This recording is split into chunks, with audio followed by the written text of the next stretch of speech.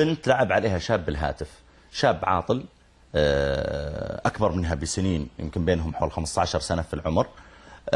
لعب بعقلها بكلام وكلام جميل إلى آخره لحد ما قال أنا بتزوجك. وافقت هي، ما هو شاب عاطل تقدم ل20 بنت ما وافق عليه أحد، وتقدم لها، فأهلها من الطبيعي رفضوا، قالوا يعني أنت وين أنت؟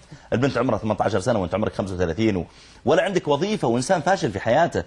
فالمهم لم يوافقوا، قالت البنت إلا بتزوجه. فالبنت صعدت للسطح، سطح منزلهم لتنتحر، ورقت مباشرة أمها يا بنتي خلاص يا بنتي خلاص، وفعلا قذفت نفسها. وأهلها مباشرة حاولوا أن يعالجوا الوضع، وسقطت على الأرض وانكسرت. ثم قامت تضرب أمها وتضرب إخوانها وتصيح، لدرجة أمها تقول أنا ما أدري البنت فيها سحر، البنت فيها بلاء. الشاهد يعني إلى آخر ما وقع في القصة. لكن الذي أعنيه ما هو الإثم المترتب على هذا الشاب الذي لعب بعقلها وجاءته البنت هكذا درة وبيضة مكنونة، أهلها قد أعدوها ودرسوها وتعبوا عليها وحافظوا عليها وعملوا عليها يعني تحكم جيد فيما يتعلق بالشهوات وغيره، ثم يأتي هذا يريد أن يقذفها. أنا أقول كل شاب يلعب بفتاة فهو آثم، وكل فتاة تلعب بشاب وتغويه فهي آثمة. والنبي صلى الله عليه وآله وسلم يقول إن من الناس مفاتيح للشر مغاليق للخير، ومن الناس مغاليق للخير مفاتيح للشر.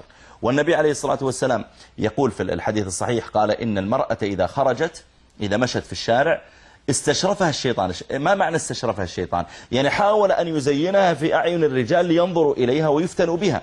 فما بالك يا أخي لما بنت تلبس لباسا ضيقا جدا وما شابه ذلك وتمشي في السوق، بلا شك أنها تهيج المشاعر. فإذا الشاب لم يتعلق بها تعلق بغيرها. لا تكن الأخت عونا للشيطان على أن تفتن الناس لأجل أن يلعبوا بها. طبعا إيش علاج هذه المشكلة؟ احنا معنا عدة اتصالات، لكني أريد أن أخذ العلاج سريعا ثم أستمع إلى ما عندكم. علاج ما يتعلق بالعشق، حتى الإنسان الذي ربما له تعلق بفتاة تعلق محرم، أو بنت الآن تستمع إلينا وتقول لا والله يا شيخ أنا أعرف لي شاب من فترة وكذا، ما هو علاج هذه القضية؟ نأخذ معكم شيئا سريعا حول العلاج ثم بعد ذلك نعود. أولا الدعاء، أنك تدعي الله اللهم حصن قلبي، اللهم حصن فرجي. الشاب الذي قال يا رسول الله أذن لي بالزنا، قال ترضاه لأمك ترضاه لأختك، ثم قال الشاب يا رسول الله ادعو الله أن يطهر قلبي، أنا قلبي مريض متعلق بالبنات، ادعو الله يطهر قلبي. قال تعال، فوضع النبي صلى الله عليه وسلم يده على صدره وقال اللهم اهد قلبه وحصن فرجه واغفر ذنبه. الدعاء، ادعي الله وأنت ادعو الله تعالى أن يحصن قلبك يحصن فرجك، إنه يقيك الفتن ما ظهر منها وما بطن. الثاني غض البصر. غض البصر، النبي عليه الصلاة والسلام يقول من غض بصره عن محاسن امرأة وهو قادر على أن ينظر إليها أورثه الله إيمانا يجد حلاوته في قلبه. وغض البصر يا شباب هل هو موجه للبنات بس؟ الموجه إلى الأمرين. الشاب مأمور أن يغض بصره عن المرأة، والمرأة أيضا مأمورة أن تغض بصرها عن الشاب، أيضا هي قد تفتن أو تفتن. كذلك البعد عن المحبوب العاشق، يعني واحد فرضا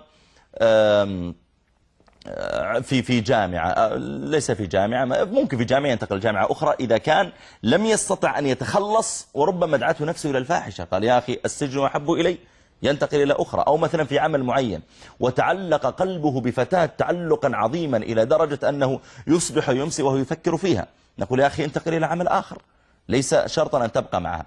كذلك التفكر في عيوب المحبوب، يعني مثلا لو إنسان يحب الفتاة أو هي تحب فتاة وقد أعجبها جماله وحسنه، لتفكر في الأشياء المستقبحة، تفكر في رائحة فمه الكريهة، تفكر فيما يخرج من يعني الغائط والبول، تفكر في مثلا رائحته لما يستيقظ من النوم. هو لما تتفكر في هالأشياء، كما قال لو فكر العاشق في منتهى حسن الذي يسبيه لم يسبه. الإنسان لما يفكر في القبائح قبل أن يفكر في المحاسن بلا شك أن نفسه تنصرف ولا تقبل عليه، وهذا أيضا أمر مهم. لذلك يقول ابن عباس يقول إذا أعجبت أحدكم امرأة فليتذكر مناتنها، يتذكر الأشياء المستقذرة حتى ينصرف عنها. كذلك تصور فقد المحبوب، تصور لو أن البنت اللي أنت تعشقها وكل يوم مكالمات ماتت، اعتبرها ماتت يا أخي، خلاص اعتبر أن هذه البنت ماتت، انتهينا. تعتبر هي أن هذا الشاب مات، تفترض حياتها من غيره، إيش بتحصل؟ وتعيش على هذا. كذلك المحافظة على الصلاة، الله سبحانه وتعالى يقول إن الصلاة تنهى عن الفحشاء والمنكر. يكثر من صلاة الضحى، يكثر من صلاة الليل، يضغط نفسه لأجل أن يبتعد عن هذا. أيضا الزواج، إذا تيسر أن يتزوج زواجا، يعني ايش فيك تضحك أنت لسه ما تزوجت يا وجدي معلش، أن يتزوج زواجا يعني بحيث أنه ينصرف عنها. النبي صلى الله عليه وسلم يقول إذا أعجبت أحدكم امرأة فليأتي أهله فإن معها مثل الذي معها. يعني الواحد تعلق قلبه بامرأة يتزوج. بعض البنات أو الشباب يقول يا شيخ لا يمكن أتزوج غيرها أنا أحبها. أقول اترك عنك الكلام، تزوج يا رجال وبتنساها. أو بنت تقول يا شيخ أنا لا أتصور نفسي مع غيره. أقول